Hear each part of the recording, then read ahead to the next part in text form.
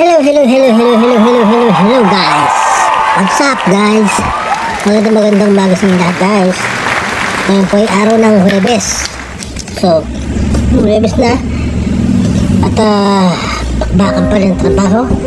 Tsaka pa medyo marami kasi late namin delivery ng Teresok. Marmol, late na kahapon. So, nag-trip. Siyempre pag late yun, late ka na makakagawa. Diba? So, parang pakaramdam ko napakarami. Anyway,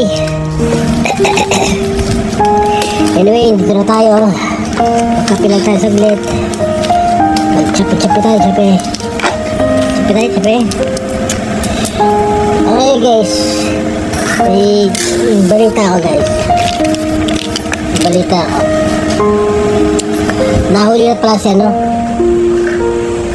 Nahuli na pala si Alice Guo. Okay? Si Alice Guo nahuli na. Parang gumuho ang kanyang mundo ngayon. Kasi nahuli na siya. Gusto rin niya sumuho, ang sabi ng kanyang abogado. Pero ngayon nahuli siya. Alam niyo guys, kung ako tatanungin nyo,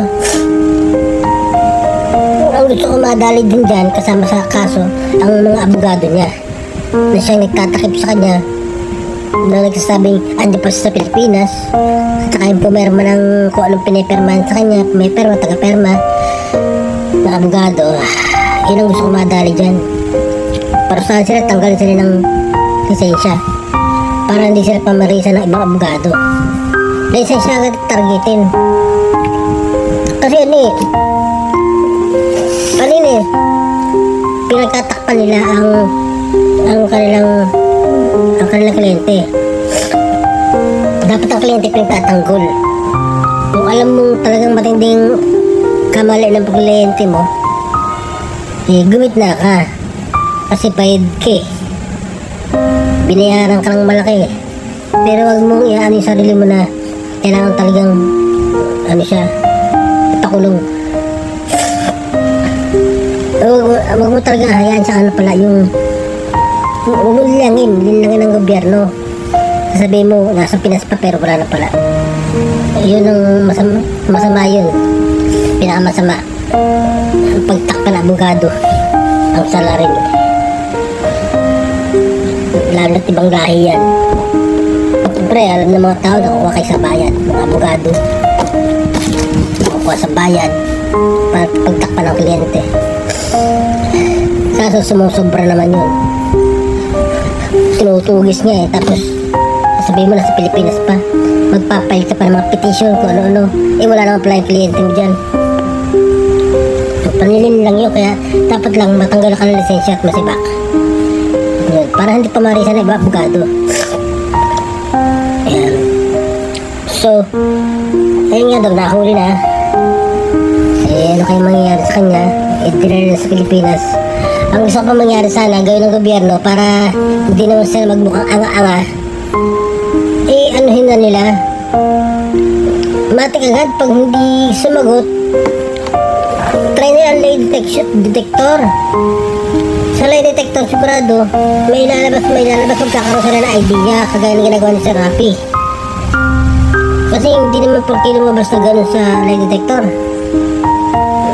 papaligan mo na agad sinasabi ng lie detector.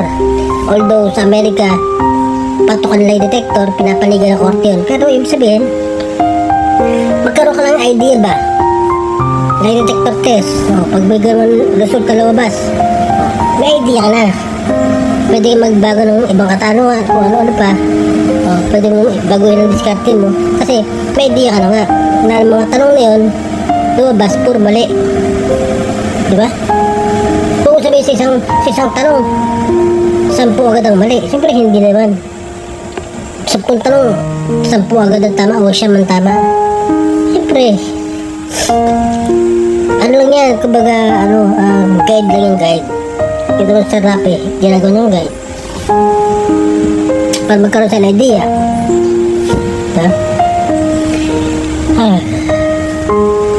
Kaya guys, yun ang gusto ko mangyari sana. Isulong nila yung lie detector test sa Senado Pilitin nila mag-lie detector ang tao. Kasi pag yan tumanggi, takot. Takot malaman ang katotohanan. Yung lie detector test nila mga Chinese kasi mga Chinese na yan, mga salot ang lipunan yan. Maraming Chinese ang salot ang lipunan dyan sa ating ligasik ng lagim. Kaya maganda, pino-force ng lie detector. Pag yung bara-bara lang nung araw nasa sariling bansa na tayo kung api-apihin tayo ng mga inchik na yan sa Binondo. Ganun na lang ngayon sila na ang bida, sila na ang hari ng Pilipinas. Ano ba kayo mga hindi kayo nag-iisip? Kasi palibasa maraming pera itong mga nakaupo sa Senado na ito, kaya bara-bara na lang kung mag-imbestiga. Marami na silang pera. Manalo man sila sa susunod, hindi man sila manalo sa susunod na eleksyon, may pera na sila. Ginawalang hiya na lang ng iba yung ng ibang taga-gobyerno yung Pilipinas Ito yung sa immigration, tatanggi-tanggi na wala doon nangyayaring ganyang bayaran o etc. Siyempre nasa harapan ng camera nasa harapan ng Senado. Pero kung iimbestigahan mabuti yan, susuriin mabuti yung mga tao ng immigration, may makikita at may makikita kayo na talagang nakawan. May makikita kayo talagang bayaran dun sa immigration yan. Hindi pwedeng wala. Lalo pupunta siya in-check, may hilibog bayad ang in-check. Magbigay na malaking halaga ang in-check. Yung sanggalanin. Sige, magpadala kayo ng asset. Kumuha kayo ng isang matino ang utak na in-check. Tapos try subukan pumunta ng immigration. Bayaran dyan. Kala nyo lang maaaring matamis na sila magsalita. Makukumbinsi kayo na walang ganun nangyayari sa kanilang immigration, walang tiwali, walang nakukuha sa bayad. Padala kayo ng tao, asset, pinipino na mukhang in-check, ganun. Pasukin nyo dyan sa immigration. Mukhang diskarte para masubok nyo ang immigration kung totoo sinasabi nilang walang crap, walang bayaran, walang kung ano-ano. Gumawa kayo ng isang magandang entrapment o pagsubok para malaman lang natin, di ba, na totoo sinasabi nila. Kasi parang may contact yan kasi para makalayas ng bansa may contact. Kung sinasabi niyo magbabakdoor, kung totoo man naman nagbackdoor yan, pero paano nakapasok ng backdoor, paano makapasok basta-basta ng Indonesian? Paano makapasok basta-basta ng Indonesia ang backdoor? Ina-detect nga siya doon na-detect nga siya sa Indonesia ibig sabihin nag-register din siya kung ano pa, di ba? Galing immigration, nag-backdoor, pumasok sa immigration ng ginugulo ako, nagugulo sa inyo pati ako nagugulo. Dapat ayusin yan kasi malit ang tingin sa atin ng mga in-check. Hindi na in-check iba pang bansa pag ganyan kayo. Lumilit ang tingin ng iba pang bansa sa atin, lalo in-check ng Pilipinas ay mukhang pera. Ang gobyerno ng Pilipinas ay mukhang pera, madaling suhulan. Diba guys? Ang bansang Pilipinas ay mukhang pera at madaling suhulan. Mismo kapwa Pilipino pa natin tumutulong sa mga sindikato niya para makapasok. Diba? Ganun ang sama ng tingin sa atin. Hindi ba kayo naawa sa ating mga kapwa Pilipino? Hihirap na nga mga tao rito. Tapos kita mo, babagsakan pa tayo ng Afghanistan at Syria ng Amerika. Diba? Hindi, mag-isip kayo minsan. Bakit sa atin lahat nangyayari to, diba? Mga salot na check, pinipilit pumunta rin sa Pilipinas. Yung barko nila sinasakop yung ating sakop na pulo na dagat, sinasakop ng China. Yung nag-aaligid, diba?